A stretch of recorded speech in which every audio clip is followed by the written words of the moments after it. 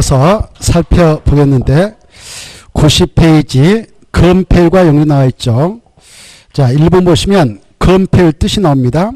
건폐율은 대지 면적에 대한 건축 면적의 비율이다. 가로 안에 그 대지 할 때 대지 앞에 일이 숨어 있는데요. 한 개의 대지 안에 건축물이 2개 이상 있는 경우에는 이들 건축 면적 합계로서 규제받는다 이렇게 되어 있죠. 그 공식을 보면 건폐율은 분모의 대지 면적, 분자의 건축 면적 곱하기 100%로 산정한다. 계산한다. 2번 용적률. 이게 시험에 나오니까 가로 1번, 2번 뜻 잘 받으셔야 됩니다. 용적률은 대지 면적에 대한 무슨 면적을 부린 말인가? 연면적 이렇게 돼 있죠. 또 하나의 대지 안에 건축물이 2개 이상 있는 경우는 이들 연면적 합계로서 적용한다 이렇게 돼 있고, 공식을 보니까 용적률은 대지 면적분의 연면적 곱하기 100%가 이렇게 돼 있죠. 다만 용적률을 계산한다 이걸 산정이라는데, 산정하는 경우에 연면적에서 제외되는 건축물 부분이 있다. 1. 지하층 면적. 2. 지상의 부속 용도. 거기 부설할 때 부설이란 말 쓰지 말고요. 설자식으로 속. 부속. 부속 용도인 부속 용도. 부속 용도인 지상 주차장이 있다면 그 면적도 제한다. 그 다음에 3번 끝에래요. 대표공간 있다 줄 것이요. 대표공간 있다면 그것도 제한다. 4번은 피나 안전구에 있다 줄 겁니다. 핵심만 딱 찍어서 혼란스러우니까. 그래서 지하층은 무조건 그 면적 제해. 지상에 있는 것 중 부속 용도의 주차장 면적 제해. 대표공간 면적 제해. 그 다음에 피난 안전구역 면적 제해. 이렇게 네 가지를 제하는데, 네 가지를 기억할 때에 1. 지하층할 때 지했다 네모. 2. 주차장할 때 주했다 네모. 3. 대표공할 때 피했다 네모. 4. 피난 안전구역 할 때 피했다 네모 쳐가지고요. 약조로 지주 PP 이렇게 좀 알아두세요. 그래야 시험장에서 빨리 써먹을 수 있습니다. 지주 PP 제해. 제했다 땅함치고요. 그 위에 제해되는 건축 부분 할 때 제했다 땅함칩니다. 제해되는 부분. 그리고 그 연면적 옆에 여배에다가요. 박스 옆에 여백 있죠. 여배에다 이렇게 하나 써놓으세요. 청업해가지고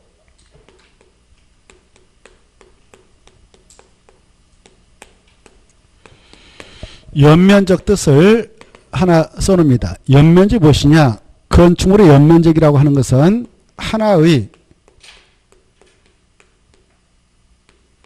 건축물로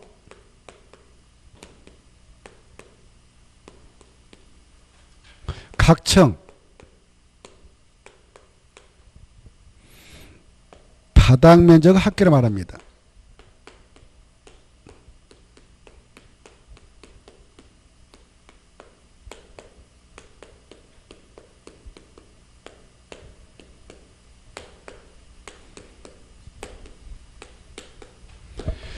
그래, 연면적 뜻을 꼭 새겨두세요. 하나의 건축물 있다. 하나의 건축물. 그것을 각층 바닥 면적의 합계다. 이렇게. 이때 각층이란 말은 이렇게 하나의 건축물이 있는데, 만약 지하층이 있고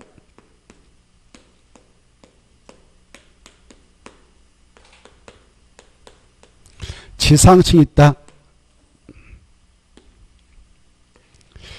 이때 지상 1층은 부속 용도로 쓰기 위해서 부속 용도에 주차장이 있다. 그리고 주택이 있다. 주택 하나 더 올려볼까요? 주택으로 되어 있다. 이렇게 합시다. 이랬을 때 이 각층, 이 건축물의 각층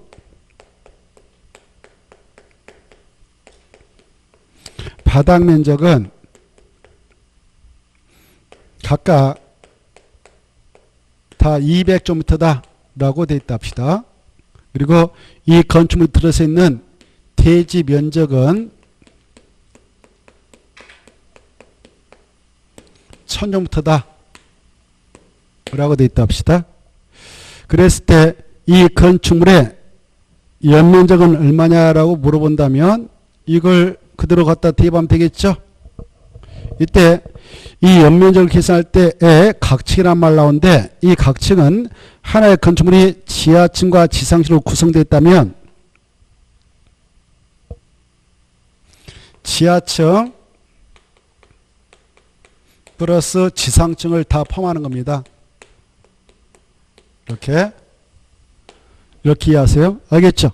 연면적을 때 연이 이율연이거든요. 여기 지하층도 있고 지상 이렇게 있는데 이거 바닥면적 다 얼마라고 그랬습니까요? 200이라고 그랬죠? 200 이렇게 있다면 하나의 건축으로 각층 바닥면적을 이율연 이렇게 연자가 이율연이에요. 쫙 합한단 말이에요. 그래서 1층, 2층 쫙 있죠. 지하 1층, 지상 1층 이렇게 있는데 이걸 싹 합하는 거. 이걸 연면이랍니다. 그래 지하층도 포함되는 거예요. 다 포함돼. 바닥면적이라 생긴 것은 다 포함되는 것이 연면적이에요. 바닥면적이라 생긴 것은 다 포함되는 게 뭐다고요? 연면적이에요. 알겠죠? 그러면 이 건축물의 연면적이 얼마냐? 그러면 얼마로 계산해야 되냐? 얼마로 계산해야 될까요? 하나, 둘, 셋, 넷, 5개니까 1000이죠. 그렇습니다. 이렇게. 그래, 이 연면적 뜻은 하나의 건축물의 각층 바닥면적 합계니까 지하층 면적 포함된다, 제외된다? 포함돼요. 지상에 부속면 주차할 때는 그것도 바닥면적 계산할 때 포함된다, 제외된다? 포함돼요. 다 포함되는 거. 바닥면적은 무조건 포함되는 거. 이해되죠? 이게 연면적 뜻이란 말이에요. 연면적은 무조건 바닥면적으로 생긴 것은 다 포함된다. 이렇게 알아두세요. 자, 다시 한번 연면적 뭐다고요? 하나의 건축물의 각층 바닥면적의 합계를 만든다 이렇게 하시고 그때 각층은 지하층은 포함된다 제외된다 포함된다 이렇게 하십시오. 됐죠? 정확히 이해하시고 자 그러면 이 건축물을 건축할 때 규모의 제한을 받게 되는데요. 이때 규모의 제한을 가하기 위해서 적용을 하도록 되는 게 건폐율과 용적률이 있다 이겁니다.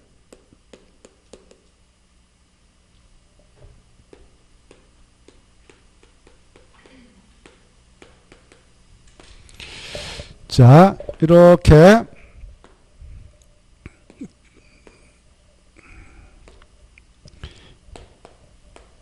이거 도로가 있고요. A거, B거 대지가 있습니다. 이 대지 면적이 각각 1000제곱미터라 가정합시다. 이렇게 1000. 이 대지가 만약 바로 허용되는 건축 건축할 때 건폐율을 50%만 최대 허용하겠다라고 하고 있다든가 90% 허용하겠다 아니면 20%만 허용하겠다 이렇게 되어 있다면 어떤 의미냐 만약 건폐율이 그 대지에 최대한도 50%만 적용을 하도록 됐다면 이 대지 가지고 있는 A라든가 B는 이 안에 확보하는 건축면적 건축물로 밑바닥 이걸 건축면적을 하는데요. 이 건축면적 크기를 최대한도 얼마까지 해도 되냐? 500까지만. 얼마까지만요? 500이. 대지 면적이 1000이면 여기에 건폐율이 50% 적용된다 그러면 이 건축면적은 500까지만 확보할 수 있도록 하겠다. 이걸 초과하면 안 된다 이런 의미예요. 알겠죠?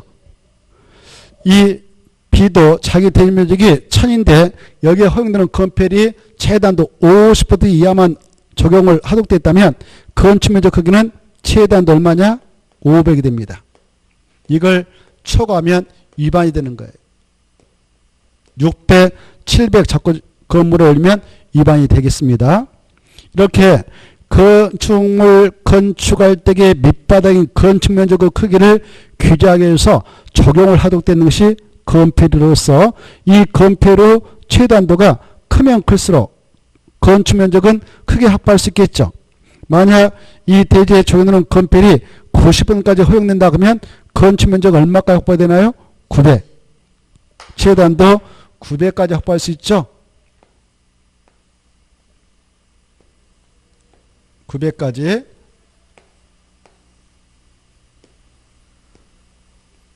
이렇게. 만약 이 대지에 허용된 건폐를 채운다고 20밖에 안 된다. 그러면 건축면적은 얼마밖에 확보 못할까요? 200. 이렇게. 그러므로 건축물의 규모가 확 줄어들죠. 건축면적이 적어지니까 건축물 규모도 확 줄어들게 됩니다. 이와 같이 건폐율은 건축물 건축할 때 밑바닥인 이 건축면적의 크기를 규제하기 위한 것으로서 건축물의 수평적 규모를 규제받는다 이렇게 하는 거예요. 수평적 규모를 규제하기 위해서 건폐율을 적용하게 되어 있습니다. 조금 전에 이 건폐율 뜻을 공부했는데 이 건폐율이란 대지 면적에 대한 무슨 면적의 비율을 말한다고 그랬습니까? 아니, 건축 면적의 비율을 말한다 그랬죠? 이걸 이대로 머리에다 넣도록 하십시오. 이렇게. 뜻이니까요. 건폐율이 뭐냐 그러면 대지 면적에 대한 무슨 면적의 비율이다? 건축 면적의 비율을 말한다 이렇게 돼 있죠. 이 패가 한자로 뭐냐? 한자로 무슨 패일까요? 덮을패예요. 무슨 패? 덮을패. 이렇게 대지 면적이 1000이다.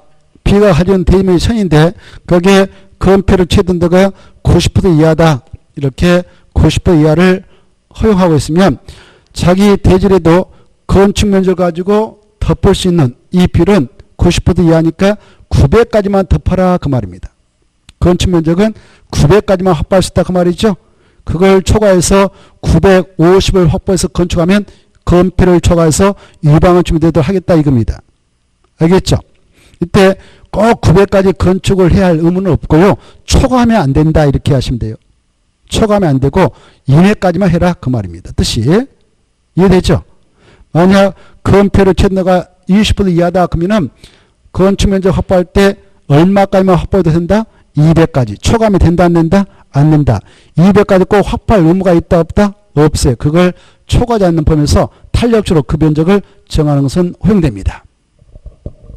자, 이와 같이 건폐율의 최단도가 크면 클수록 확보할 수 있는 건축 면적이 커지니까 토지 용도가 높아지겠죠. 그래서 땅값도 높게 형성되어집니다. 건폐율의 수치는 땅값하고도 직결되어 있고 토지 용도하고도 직결되어 있습니다. 건폐율의 수치가 크게 인정되면 건축 면적을 크게 확보할 수 있기 때문에 토지 이용도가 높아져서 땅값은 높게 형성되어진다. 이 건폐율의 최단도가 적게 인정되면 큰 땅이라도 건축 면적을 적게밖에 확보하지 못해서 토지 용도가 낮으므로 땅값은 낮게 형성되어져서 그래 되고 있다. 이렇게 하십시오. 이 아까 여러 가지 용도적을 공부했는데 여러 가지 용도적 중 가장 건폐율의 최단도가 크게 인정되고 있는 용도적은 중심상업적이에요. 여기 보십시오. 중심상업적이 90% 인정되어 있죠. 그래서 땅값은 가장 비싸요. 보존을 좀 하자라는 지역들은 20%가 인정됩니다. 자연환경 보존지역, 농림지역, 보존 생산 관리지역 이런데 녹지역 이런 데는 20% 이하만 허용되는 겁니다. 왜? 건축 면적을 크게 확보하지 못하고 규제버리는 거죠. 대전에 비어있는 땅인 공지를 무홍땅 확보해라 이 말입니다. 그리고 계획과정 40 인정되죠. 그래 이 수치 이것으로 용도적별 건폐율의 최단도 수치라는데 이 최단도 수치가 올해 나왔고 내년도도 또 나옵니다. 내년도 2020년도 30일의 시험에서도 꼭 이 표에서 나오거든요. 이 표에서 올해도 나온다 해서 한 문제 나왔습니다. 올해는 용적률에서 나왔습니다. 내년도는 건폐율에서 나올 것입니다. 건폐율. 이 수치는 기본적으로 꼭 알아야 됩니다. 중개사 해먹으려면 이건 기본입니다. 아직 다 외우란 말 아니고 시험장에 들어가기 전까지만 머리다 넣으면 됩니다. 넣을 수 있습니다. 여러분 다 똑똑하게 생겼구만요. 여러분보다 못하는 분들 다 해왔습니다. 외우는 방법은 간단합니다. 아까 우리가 용도적 표를 공부했잖아요. 그 표를 딱 머리다 넣어놓고 갖다 대입만 딱딱 하면 끝이에요. 수치를. 왜 대입할 때게 아까 그 표를 아까 제가 써드렸는데 여기도 나왔잖아요. 이 용도적 표를 주거적은 이렇게 있다. 그 순서대로 그리고 이걸 표를 먼저 머리다 넣는 거예요. 용도적 표 그대로 이 순서대로 그걸 한 5번 써가지고 계속 용도적 명칭도 알고 어떻게 세분되는가 이것도 알고 그래서 이걸 한 5번 써가지고 일단 머리다 넣으면 이 표는 3초면 암기가 돼요. 3초면. 알겠나요? 다음에 그 내용을 암기하는 방법을 가르쳐 드리겠습니다만은 아무튼 중요한 것은 옆에 용도적 명칭을 순서로 머리다 넣는 거예요. 알겠죠? 그걸 순서로 넣으면 됩니다. 그래 제1종 전용 주거용 50 옆에 2종도 50 1종 2종 일반은 60 제3종 50 이런 거 보이죠? 준주거용 70 보이죠? 중심 일반 유통 근린 3종 90 80 80 70 보이죠? 전용 일반 준공 70 70 보이죠? 목적 세관 20 20 20 보이죠? 계획 관련 40 남은 20 짝 때리죠? 이렇게 나가는 거예요. 자 다음에 그거 아무튼 하기로 하고 오늘은 건폐율이 무엇인가 이 정도 뜻을 아셔야 돼요. 뜻. 다시 한번 건폐율이 무엇이냐? 대지 면적에 대한 무슨 면적의 비례다? 건축 면적의 비례를 말한다. 이렇게 폐자가 무슨 폐다? 덮을 폐. 주어진 대지 안에서 건축 면적 가지고 덮을 수 있는 비례를 규정하자는 것이 건폐율이다. 이 건폐율을 적용함으로써 건축물 건축할 때 밑바닥인 건축 면적의 크기를 규제버린다. 이렇게 하시고 이 건축물을 건축할 때 보십시다. 먼저 건폐율을 정해서 밑바닥을 확보하게 합니다. 건축물. 그리고 나서 이제 층층 올리지 않겠습니까? 층층 올 때 규모의 제한, 층수, 높이 이런 것들을 규제하기 위해서 적용을 하도록 되는 것이 용적률입니다. 용적률.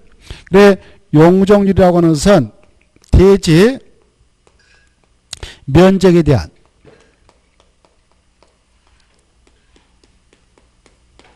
무슨 면적을 비름하는가? 그렇습니다. 대지 면적에 대한 연면적.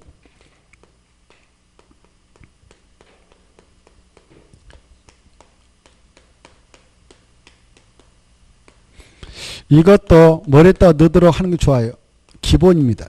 앞으로 용적이 뭐냐 그러면 대지 면적에 대한 연면적을 비름한다. 이렇게 알아주셔야 되겠고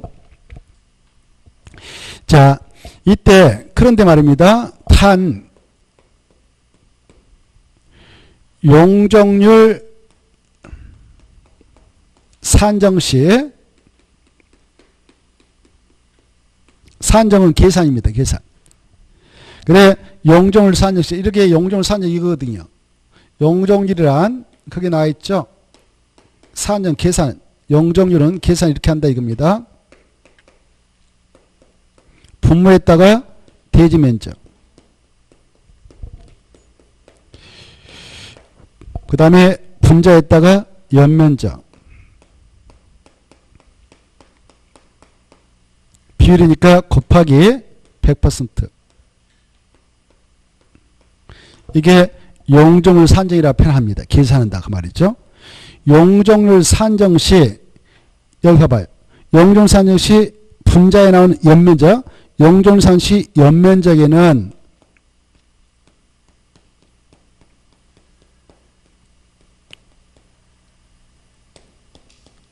아까 이 연면적하고 똑같이 생각하지 마시고 바로 그 연면적과는 달리 이 연면적에는 그 건축물에 4가지 부분이 있다면 그것은 지혜를 한다 그 말입니다.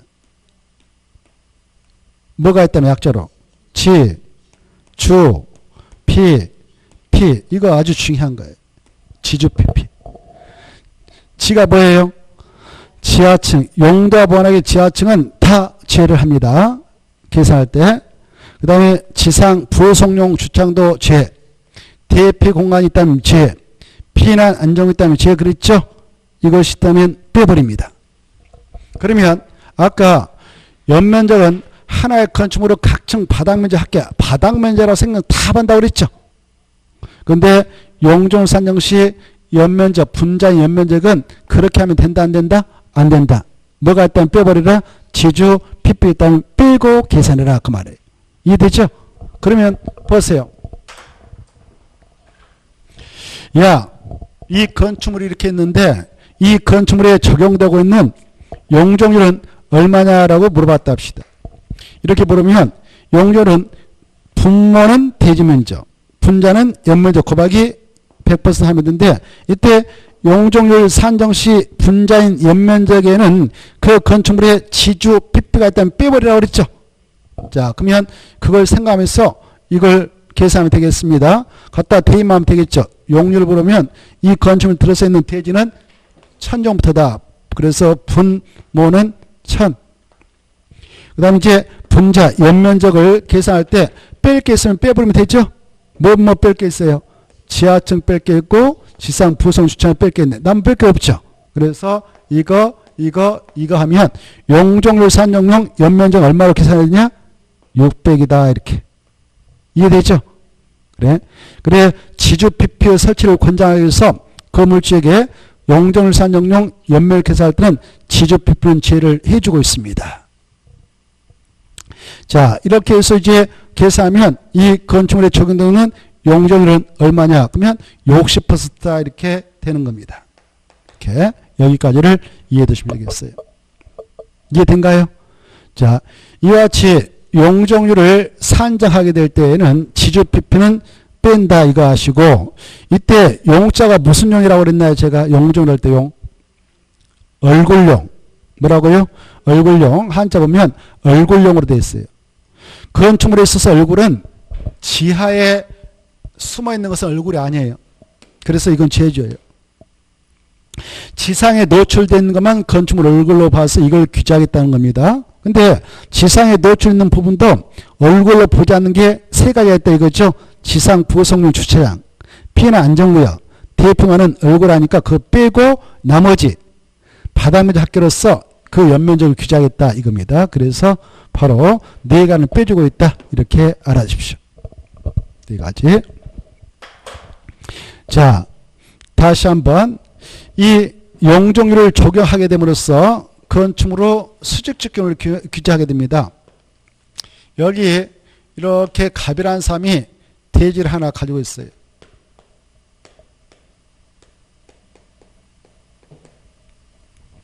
이 대지 면적 그냥 편의상 1000정부터 가정합시다. 근데 이 대지에 적용되고 있는 건폐율은 최대한도 50% 이하가 허용되고 있습니다. 용적률은 200%가 허용되고 있습니다. 최대한도. 그러면 이걸 다 적용해서 여기다 갑이라는 사람이 주택인 건축물을 건축한다 합시다. 이 땅은 바로 제3종 일반 주거지에 있다 하고요. 2종 그냥 용도를 나눠놓고요. 그냥 이렇게 충수 제한을 받지 않는 지역에 있다 합시다. 이렇게 있는데 이걸 적용해 가지고 여기다 주택을 순수하게 진다 합시다. 주택을. 그러면 일단 건폐와 용률 중 무엇을 먼저 적용해서 건물을 건축에 올릴까요? 건폐일까요? 용적일까요? 건폐일이죠. 밑바닥부터 확보하고 그 다음에 올릴 거 아닙니까? 그래서 우리 법에서도 건폐를 먼저 앞서서 규정하고 있어요. 법에서도 순서를. 건폐와 용률 중 뭘 앞서서 규정하고 있다고요? 건폐를. 그 다음에 용준이 나오는 겁니다. 항상 건폐를 앞에 나온다 이렇게 하세요. 왜? 건축물을 건축할 때는 건폐부터 먼저 정해서 건축 면적을 확보하니까 그렇습니다. 그러면 이 갑이라는 사람이 자기 대지에 건폐를 채운다고 50% 채웠는데 이 50%를 다 확보해서 건물을 지으려고 그래요. 그러면 이 대지에다가 건축 면적은 최대 얼마까지 확보할 수 있어요? 그렇죠. 500 다 확보했습니다. 이게 500이라 합시다. 건축 면적 확보했어요. 더 이상 확보할 수 있습니까? 없습니까? 없습니다. 역으로 나머지 500은 빈 땅으로 나눠야 되겠죠? 건축물 건축하면 위반이 돼요. 건표를 초과해서 이걸 대전에 비어있는 땅을 공지라고 그래. 공지. 뭐라고? 공지. 그리고 공지를 확보토로 규제합니다. 자, 이런 상태에서 이 건축 면적하고 각층 바닥 면적 크기를 같겠다 합시다. 건축 면적 크기하고 각층 바닥 면적 크기를 똑같이 해서 설계할 때에 건물을 일자로 쫙 올린다 합시다. 똑같이. 이랬을 때 1층부터 지하층은 안 넣고요. 1층부터 쫙 주택만 건축에 올린다면 이 값은 몇 층까지 올릴 수 있느냐? 바로 이걸 통해서 규제합니다. 용종을 통해서. 용이 얼굴용, 저기 쌀적이거든요. 이제 지상에 주택 건축물의 얼굴을 크기를 만들어갈 때는 이 정도만 해라라는 것이 용률인데 이 대지의 용률이 200%까지 최대 허용된다라는 것은 대지 면적의 2배까지 대지 면적의 2배까지 이걸 확보해도 된다 그 말입니다. 연면적을 확보해도 된다 그 말이에요. 여기 보세요. 저 대지의 용률이 200% 최대한 허용된다. 대지 면적이 1000이다. 그러면 대지 면적이 2배까지 연면적을 확보해도 된다. 그러니까 이것은 연면적 얼마까지 확보해도 된다 그 말입니까? 2000. 2000정대라고 하는 것은 그 건축물에 지주 PP가 설령 설치된다 하더라도 이거 빼고도 2000이다 그 말이에요. 이해되죠? 이거 빼고도. 그래 이거 아예 안 넣는다고 그랬어. 순수하게 주택만 넣는다고 그랬죠? 그러면 주택을 순수하게 올리게 되면 자 1층 500 잡고 이렇게 1층 올렸습니다. 2층 또 올립니다. 500. 이것도 주택이고요. 또 500 잡고 또 올립니다. 하나, 둘, 3. 그러면 3호씨 얼마 지금 확보했나요? 1500이죠. 또 500 잡고 올립니다. 주택입니다. 주택으로 몇 층까지 올리면 2000 다 써먹습니까? 4층까지 올리면 끝이죠. 그쵸? 그래서 4, 5, 20. 2000 다 써먹었죠? 더 올리면 될 수 있어 없어요? 500 잡고 더 올리면 이제 무엇을 위반하게 돼요? 용적률을 초과했으니까 위반이 되는 겁니다. 이해되죠? 그래서 바로 이 용적률 적용이 있게 됨으로써 간접적으로 건축물의 높이를 규제하게 되고 층수를 규제하게 된다 그래요. 더 이상 올릴 수가 없는 거예요. 그런데 만약 1층을 피로트 구조로 해서 부속용 주차를 넣었다 했다. 주차장을 넣었다. 그러면 500은 빼주죠. 그러면 저기 5층 올릴 수 있죠. 주택으로. 이거 빼고도 2층까지 써먹을 수 있으니까. 그렇죠? 이해돼요? 이 건물주가 땅 파가지고 지하철을 넣었다 합시다. 뭐 이렇게 500석 해가지고 쫙 넣었다 합시다. 이건 용적률 산정 시 연면적에 포함된다 안 된다? 안 된다 그랬어요. 이해되죠? 자, 이와 같이 용적률 적용이 있게 됨으로써 간접적으로 건축물의 높이, 층수를 규제버리구나 이렇게 알아두시기 바랍니다.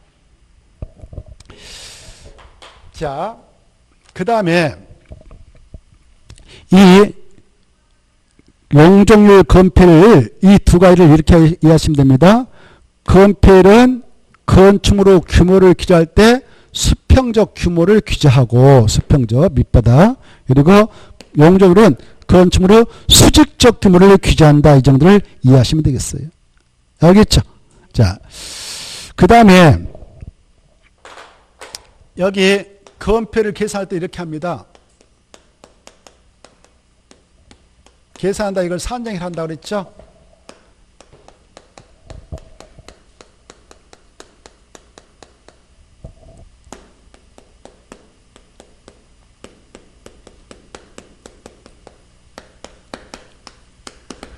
이렇게 되어 있는데 이 건폐는 기억할 때요.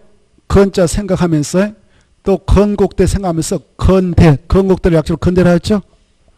건폐를 때 바로 건대 이렇게 암기할 때 그리고 용적률은 여기 보세요.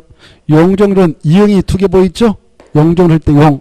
이응이 있으니까 연세될 때 연대 이렇게 기할 때 뭐라고? 연세될 때 연세될 때 연대. 이응이 두 개 있으니까 이응 할 때 이응이 있으니까 연대.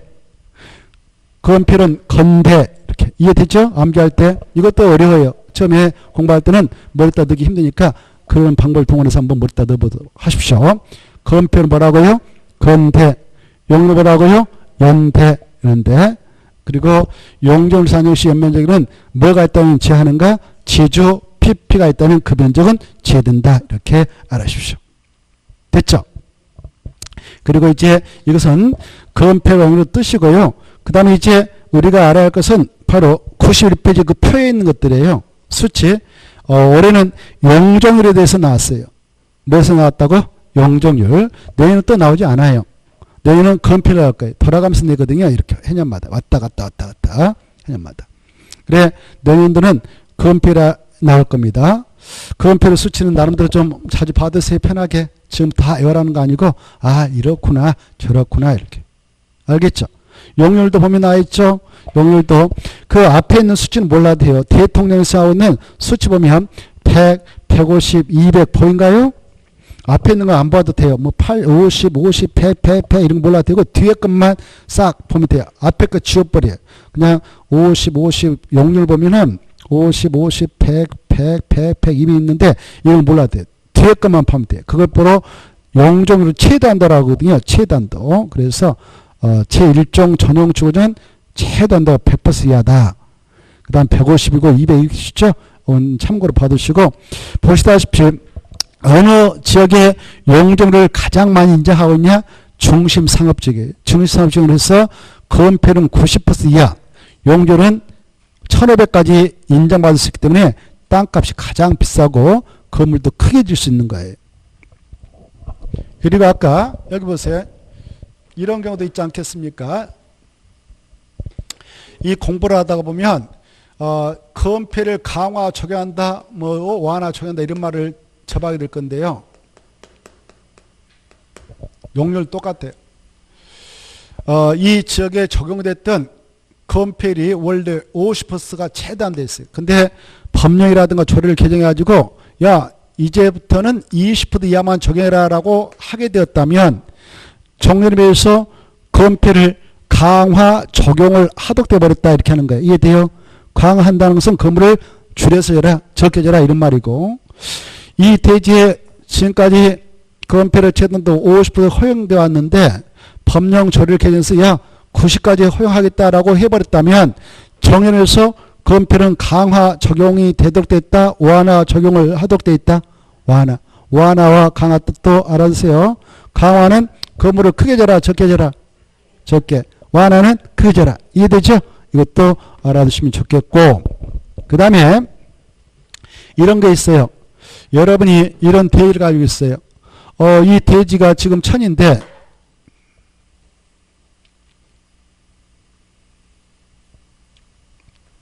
비로소 1000점부터 대지를 가지고 있었어요. 이렇게. 근데 이게 건폐율이 90%가 허용된 땅이네요. 그때 건축면적 확보할 때 900을 확보해가지고 한 동으로 쫙 올려도 되지만 올해는 건축자금도 없고 그래서 여기다 건축면적 바로 600제곱미터 잡아가지고 건물 올리고 그 다음에 또 돈 벌어서 증축합니다. 별동을 하든 붙여든 좋은데 건축면적은 아무리 크게 해도 300이 최대 한도다 이렇게. 그러면 합하면 얼마예요? 9배 되죠? 2배. 아까 건폐율이 90% 이하가 허용된다 그러면 확보 가능한 최대 건축면적 900까지 확보할 수 있다고 그랬죠? 그때 하나의 대지 안에 한 동을 세워서 바로 올리더라도 900 초과 안 되고 두 동, 세 동을 올리더라도 합해서 건축면적 합해서 얼마를 초과하면 안 되냐? 900을 초과하면 안 된다. 이걸 바로 가로 안에서 볼 수 있어요. 90페이지 건폐에 대한 대지 면적에 대한 바로 건축면적을 필요한데 만약 하나의 대지에 건축물이 2개 이상 있는 경우는 이들 건축면적 합계로서 규제받는다 그 말이에요. 이거 건축면적, 이걸 합계해서 규제받아라 그 말이에요. 이해돼요? 따로 900이 아니라 합해서 하나의 대지가 들어오면 합해서 900까지만 해라. 이걸 건축면적 합계로서 규제하겠다 이겁니다. 이해됐죠? 그러면 여기 600짜리 건축면적 확보해서 건물 올렸고 또 300점부터짜리 건축물 별동을 세워서 올렸다면 더 이상 여기다 별동으로 또 건물 올릴 수 있어 없어요? 없죠. 건필 다 써먹어버렸잖아요. 그쵸? 이건 건축과 위반이 되는 겁니다. 여기다 조그만하게 뭘 건축물 건축해도 불법이 되는 거예요. 뭐 허가가 안 내주겠지만 증축가. 자, 그 다음에 용적률도 똑같아요. 아까 이렇게 건물을 올릴 때에 이 대지의 대지 면적은 1000이고 건폐율은 50% 이하 200인데 여기다 건축 면적 500 잡지 않고 300 잡아서 이렇게 쫙 올렸어. 올려가지고 연면적 여기까지 올려서 아까 3, 4, 12, 1200을 써먹었다. 한 동 올렸어. 그리고 또 한 동 별동을 세운데 여기다 건축면 200 잡고 또 올렸어요. 올려가지고 4층 하려는데 800 써먹었다. 그러면 이쪽 건축물에 한 동에 연면적이 있고 또 여기 한 동에 연면적이 있을 거 아닙니까? 이걸 합계한 것을 연면적 합계라고 그래. 그래 하나의 대지 안에 두 동 이상이 들어온다 그러면 하나의 건축물 연면적 또 하나의 건축물 연면적 합해서 용적률을 기준받아요. 합해서 아까 2000을 초과하면 안 되는 겁니다. 이걸 연면적 합계라고 그래. 뭐란다? 연면적 합계. 가로 안에 있는 말이 그 말입니다. 용적률이란 대지 면적에 대한 연면적이 필요한데 만약 하나의 대지에 건축물이 2개 이상 들어가는 경우 이들 두 동의 연면적 합계로서 규제한다. 이렇게 돼 있죠. 합계 뜻 알겠죠? 여기까지 좀 알아주시면 좋겠습니다. 자, 그 다음에 쭉 넘어가셔서 98페이지가 나올 겁니다. 98페이지가 나오는데 용도지구가 나오죠. 용도지구. 자, 용도지구를 좀 보겠는데요.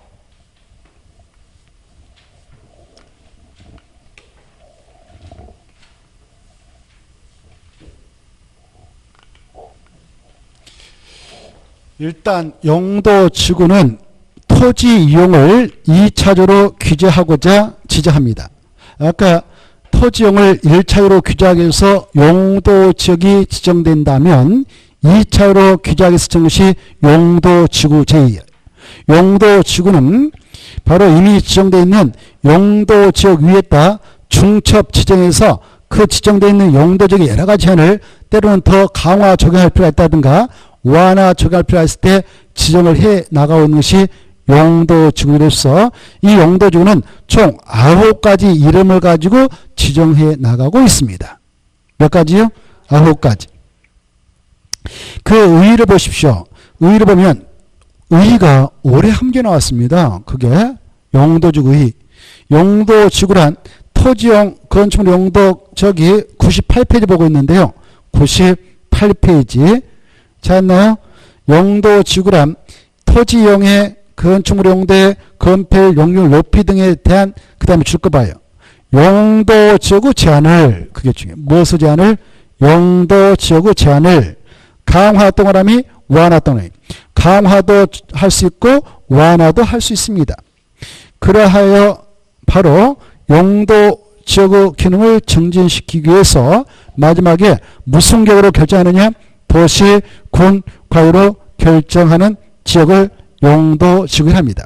이때 용도지구는 총 9가지 이름을 가지고 지정을 하게 되는데 지정권자는요. 국토교통부장관, 시도사, 대도시장입니다. 그네들이 도시, 군과로 결정해서 하는데요. 이때 용도지구라고 하는 것은 9가지 이름을 좀 알아둘 필요가 있어요. 그래 경관지구, 보호지구, 그 다음에 취락지구, 개발증지구, 방제지구, 고도지구, 방하지구, 특정 용도 제한지구, 복합 용도지구. 번호를 매기면 9번까지 나올 겁니다. 1, 2, 3, 4, 5, 6, 9 이렇게 9개 나올 거예요. 보고 계시죠? 이 명칭을 자주 받으실 필요가 있습니다. 다 외우지 마시고 그냥 편하게 읽어두세요. 알겠죠? 지금 외운다는 것은 좀 그래요. 시험 볼 날짜도 멀었는데 지금 외봐야 다 잊어먹으니까 자주 읽어보는 것 중요해요. 자, 이런 것들 9개를 묶어서 뭐라고 하냐? 4자로 용도지구를 합니다. 용도지구.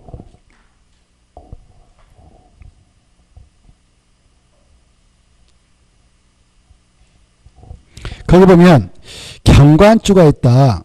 경관지구라고 하는 것은 뭐 저게 뼈난 경관이 있습니다. 이 경관은 하루아침에 형성될 수 없거든요. 수십 년 수백 년 흘러야 아름다운 뼈난 경관이 조성되고 형성되지 않겠습니까? 그걸 개발을 통해서 훼손시키면 원산 복원은 힘듭니다. 그래서 우리가 그네들 뼈난 경관 있다면 있을 때 잘 보존해서 후대한테 물려줘야 되겠죠. 그럴 때 그 장소에다 지정하는 것을 경관지구 이렇게 표현해요. 경관주란 경관의 보존과 관리와 형성을 위하여 필요한 지구로 정한다 이렇게 돼 있죠. 두 번째 보호지구라는 것은 뭐 저게 문화재가 있다. 문화재 또 중요시되는 항만, 공항, 항만 이런 것들이 있다. 이런 것들 바로 그것들을 보호할 필요가 있을 때 바로 지정시 보호지구입니다. 그 다음에 칠학주가 있는데요. 이 칠학주구는 마을을 칠학이라 생각하면 돼요. 그래 저기 시골에 하면 부락들 많죠. 시골 부락이 있습니다. 이 부락을 칠학이라 생각하면 돼. 그 칠학주구는 아무 데다 정할 수 있는 게 아니고요. 6곳에만 지정합니다. 아까 우리가 살짝 보았던 녹지역 있죠. 녹지역 안에 부락이 있다. 관리자 안에 부락이 있다. 원림자 안에 부락이 있다. 자연 보존 안에 부락이 있다. 이걸 칠학이라고 하는데 또 그린벨트적인 개발 장벽 또 도시 안에 산속에다 정한 도시장 공격 이런 6가지 장소에 칠학이 있을 때 지정해 나가는 것이 칠학주거예요. 6가지 장소 아무 데다 정가 아니고 그건 칠학을 지정하게 되는데요. 칠학주구는 6곳에다만 정합니다. 이것다만요 6곳 말자로 녹관 농자 기도라는데요. 노관 농자 기도 이렇게 표현하는데요. 여기다 지정해 나갑니다. 칠학주로 지정하면요. 칠학 정비사업차 여러가지 지원책을 강구해줘요. 지자체에서 지방자치단체에서 그래 다음에 우리가 공부합니다만은 아무튼 이 칠학주구는 좀 중요해요. 용도주구 중에서도 중요한 게 그거예요. 그리고 보호주가 또 중요합니다. 보호주구. 올해 이 보호주구를 알고 있으면 맞힐 수 있도록 한 문제 나왔고요. 칠학주에 대해서도 한 문제 나왔는데 뭐 아무튼 그 다음에 개발진주구 있죠. 개발진주는 뭐 장소를 개발하도록 허용하겠다는 겁니다. 그때 개발할 때 주택을 개발하도록 하겠다 하면 주거기능을 하고 상가 건물 개발토록 하겠다 하면 상업기능을 하고요. 이렇게 용어를 쓰는 겁니다. 관광호텔 휴양시를 개발토록 하겠다 하면 관광 휴양기능 이렇게 표현합니다. 아무튼 이런 여러 가지를 개발해 나가도록 하기 위해서 지정한 것이 개발진주구고요. 그 다음에 방제주구는 끝으로 봅시다. 재해를 예방 그따 줄 거 봐요. 재해를 예방했다 줄 것이고 투자로 그걸 방제를 합니다. 재해방했다 줄 것이고 제자했다 네모 예방할 때 방했다 네모 뒤에서 앞으로 하면 방자돼요. 마지막에 지우겠다 줄 것이고 마지막에 지우고 그래 이 재해를 예방하기 위하여 필요할 때 것이 뭐냐 그러면 방제인데 이때 재해라고 하는 것은 여러 가지 있죠. 풍세, 산사태, 집안 붕괴 이런 것들을 재해를 하고 재해를 예방할 필요가 있는 지역다 지정한 것을 방제로 합니다. 그런데 반해서 방화주가 있어요. 방화주는 화재 위험을 예방입니다. 화재 위험을 예방한다 그따 줄 거 봐요. 화재 위험을 예방 그따 줄 것이고 밑줄친 내용 중 예방할 때 방했다 네모 화재할 때 화했다 네모 그러면 이걸 뒤에서 앞으로 가보면 방화가 되는 겁니다. 마지막 지우겠다 네모 그래서 화재 위험을 예방을 위하여 필요할 때 쓰는 것이 뭐냐 그러면 방화지구 재해를 예방할 수 있는 것이 뭐냐 그러면 방제지구 그때 방제지구와 관해서 재해란 말 나오는데 그때 재해는 화재는 들어가지 않아요. 풍세, 산사태, 집안 붕괴 이런 세 가지를 예시하고 있죠. 자, 그 다음에 고도주가 있습니다. 고도주는 우리 공항 근처에 그래 공항 근처에 비행기가 이착륙할 때 너무 고층을 치면 들어가면 안 되겠죠.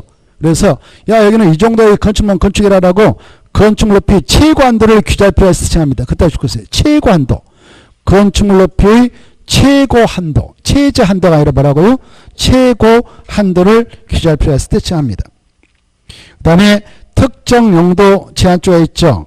이 특정 용도 제한조는 바로 주거환경 보호, 청소년 보호, 교육환경 보호 이런 것들을 보호하기 위해서 그 지역에 이런 거 못 들어옵니다 라고 못 들어가기 위해서 특정시설 입지를 제한하기 위해서 지정시 바로 특정 용도 제한축으로서 그 지구가 지정되면 청소년 유해설인 뭐 여러 가지 시설 못 들어갑니다. 아무튼. 그리고 수질오염, 그 환경오염, 배출사 같은 거 이런 것도 못 들게 막을 필요가 있다. 그때 지는 것이 특정 용도 제한축입니다. 그 다음에 밑에 복합 용도주는 어느 지역의 토지용을 복합적으로 이용을 하도록 할 필요가 있다. 그래서 특정시설 입지를 완화할 필요가 있다. 그따 적었어요. 특정시설 입지를 완화. 그래 특정시설 입지를 완화할 필요가 있을 때 지정시 복합용도주로서 이 복합용도주는요. 다음에 우리가 공부합니다마는 아무 데다 치는 게 아니고 여기다 지정하게 됩니다. 일반 주거지역하고요.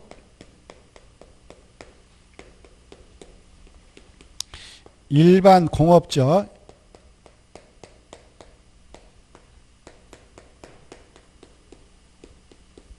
그리고 계획관리지역에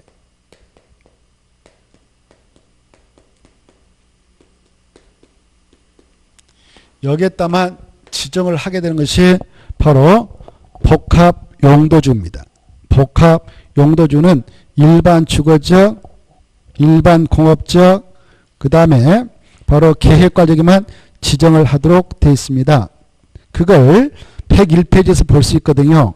101페이지에서 그걸 볼 수 있는데 101페이지 첫째 줄을 그 보면 복합용도주 나오죠. 그 보면 세 가지 지역에다 정할 수 있다 이게 나올 거예요. 일반 주거지역하고 101페이지 제일 위에 101페이지 제일 위에 보면 복합용도주 지정해가지고 일반 주거지역, 일반 공업지역, 계획관리다 복합용도주를 지정할 수 있다 이렇게 돼 있죠. 그래 일단 이번 코스에서는 그 정도는 봐주세요. 그래 일반 주거지역 이렇게 있다. 또 일반 공업지역 있다. 계획관리 있다. 그러면 그 안에다가 이렇게 복합용도주구다. 복합용도주구다. 복합용도주다라고 정할 수 있습니다. 복합용도주가 지정되면 바로 각각의 용도적에 허용되는 것 외에 추가로 더 설치를 허용받을 수 있습니다. 그런 취지에서 지정을 하고 있습니다. 자, 이제 보았던 이것들을 내자로 용도주구로 하고 이런 용도주는 아까 우리가 공부했던 용도지역 위에 중첩 지정해서 이미 지정되어 있는 용도적의 여러 가지 제한을 때로는 강화, 때로는 완화 적용하고자 도시 군가로 결정하는 지역을 말한다 이렇게 보시고 그 다음에 99페이지 보면은 이 용도지구 9개가 있는데 9개 중 5개는요 다시 이름을 나눠서 3번 지정할 수 있어요. 보고 계신가요? 자, 그거 보면 이 경관지구는 다시 3가지 있죠. 자연 경관지구 이름만 받으세요. 그냥 시가지 경관지구. 그 다음에 뭐라고 나옵니까? 특화 경관지구. 자, 이렇게 3가지로 나눠집니다. 그리고 옆에 보호주가 나와 있죠. 보호주는 몇 개로 나옵니까? 3개. 자연환경, 보호주는 역사문화 환경, 중요생물, 생태계. 그리고 취락주는 2가지 있죠. 자연하고 집단. 개발주는 5개 있죠. 주거 개발진주구, 산후통 개발진주구, 관광해안 개발지구, 복합 개발진주구, 특정 개발진주구. 주거부터 다시 주거부터 시작해서 특정까지 5개 있습니다. 그리고 방지는 2가지 있죠. 시가지 방지주하고 자연 방지주구. 올해는 여기서 문제 나왔어요. 나온다 했고요. 너무 쉽게 나왔죠? 이게 이름을 알고 있는가? 이름 나온다 했어요. 그리고 암기법도 가르쳐드렸습니다. 1초도 안 걸려요. 이것도 암기할 때. 그래 이것도 올해 한 문제 나왔어. 올해 어떻게 나왔냐?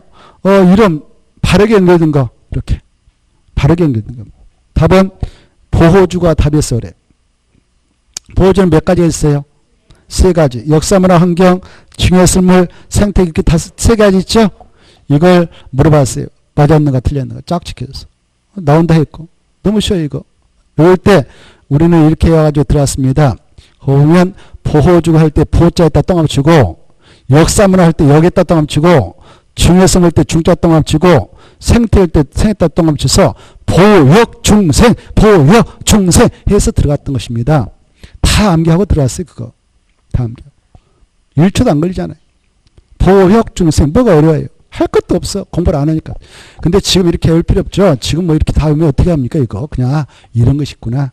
이런 것이 있구나. 이렇게만 눈을 찍고 가는 것입니다. 지금. 그래. 그것도 우리는 암기할 때 다음에 나름대로 감각이 생기면 암기를 동원해서 외우면 돼요. 어려움이 없습니다. 포역중생 이렇게. 그리고 자연 칠학주고 집단칠학 취자집 이렇게 가서 들어갔던 것입니다. 할 것이 없어요. 할 것이 없어. 하다 보면. 다음에 방법이 나오니까 꺾지 않아도 됩니다. 할 거 없잖아요. 취자집 뭐가 어려워요. 포역중생 이렇게. 지금은 그럴 때가 아니라고 했죠. 지금은 이런 게 있구나. 이런 게 있구나. 이런 게 있구나. 그래 또 그렇게 하지 않으면 시험장 써먹지도 못합니다. 풀 수가 없습니다. 외울 건 외워야 돼 또. 그래야 1분 안에 빨리빨리 체크하고 넘어가죠. 거기서 연구할 시간 없거든요. 근데 이제 공부를 안 하신 분들은 시험장에 가서 문제 풀 때 연구하고 있어요. 조금만 더 했더라면 이거 맞출 뻔했네. 그때 선생님이 뭐라고 했는데 어려울 걸 그때 늦어버리죠. 포역중생 1초도 안 걸린대. 포역중생 취자집 이렇게 방자식 그때 외워라고 할 때는 왜 외워라고 할까? 이유를 모르죠. 시험에 와서 써먹는데 그래 어른들 시험 보고 와서 학생들 그랬습니다. 1초도 안 걸렸다. 1초도. 아무튼 이런 것들을 묶어서 뭐라 한다고요? 용도 지구라 한다. 이 정도만 이번 코스에서 알아주십시오. 용도 지구라 한다. 앞으로 이제 공부하다 보면 용도지가 나오고 용도지가 나온단 말이에요. 그러면 용도지 이런 것이구나 이렇게. 이런 것들을 말하구나 이렇게. 자 그리고 넘어가셔서 저기 103페이지 하나 보고 마치도록 하겠습니다. 103페이지 보면 칠학주가 있습니다. 103페이지 칠학주 찾았나요? 그러면 아까 칠학주는 자연 칠학주도 있고 집단 칠학주가 있다고 그랬잖아요. 여러분이 자연 칠학주를 만났다. 그러면 그 안에 있는 땅에 따는 이걸 건축할 수 있구나 이렇게 생각하면 돼요. 아까 그 땅이 자연 칠학주가 아닌가 이거 알고자 할 때는 뭘 바라고 쓸까요? 토지 이용계획 확인서. 뭐라고? 토지 이용 계획 확인서. 이건 어디에서 우리는 볼 수도 있다? 토지 이용 규제 정보 서비스. 인터넷 치면 나온다고 그랬죠? 그것도 바로 해당할 줄 아시고 또 그것도 들어갈 줄 아셔야 되겠습니다. 앞으로. 여러분이 자연 칠학주 있는 땅을 만났다. 그러면 그걸 중개를 해주려고 할 때 땅을 사는 매수니 여기다 내가 이런 건축물을 건축하고 싶은데 법적으로 가능합니까? 라고 한다면 이 풀을 가지고 설명하면 되는 겁니다. 알겠죠? 이건 뭐 외울 건 아니고요. 그렇다는 거. 여러분 이제 땅에 대한 관심이 있다면 이런 것도 아주 정말 흥미롭지 않겠습니까? 여러분 땅을 가지고 있다면 내 땅이 무슨 용도적이 있을까? 내 땅이 이런 지구에 있을까 없을까? 이걸 알 필요가 있죠. 그리고 나서 이걸 만약 나대기라면 여기다가 법적으로 뭘 건축할 수 있을까? 건표는 얼마 인정할까? 용료 얼마 인정할까? 이런 것들은 이 표를 통해서 우리가 해결하면 되는 겁니다. 자연 칠학주에 때는 이런 것만 건축할 수 있어. 박스 안에. 허용되는 건축물 몇 층이야밖에 못 치냐? 4층이야밖에 못 칩니다. 알겠죠? 이 정도면 받으시면 돼요. 몇 층이야밖에 못 친다고요? 4층이야. 오늘은 여기까지 해서 마무리를 지으려고 합니다. 자, 다음 주에는 바로 용도 구역을 보겠는데요. 용도 구역을 보기 앞서서 다음 주에는 앞에 여러 가지 용어의 정의로서 그 몇 가지를 좀 체크하고 용도 구역으로 들어갈 겁니다. 알겠죠? 오늘 여기서 마치죠. 수고하셨습니다. 안녕하십시오.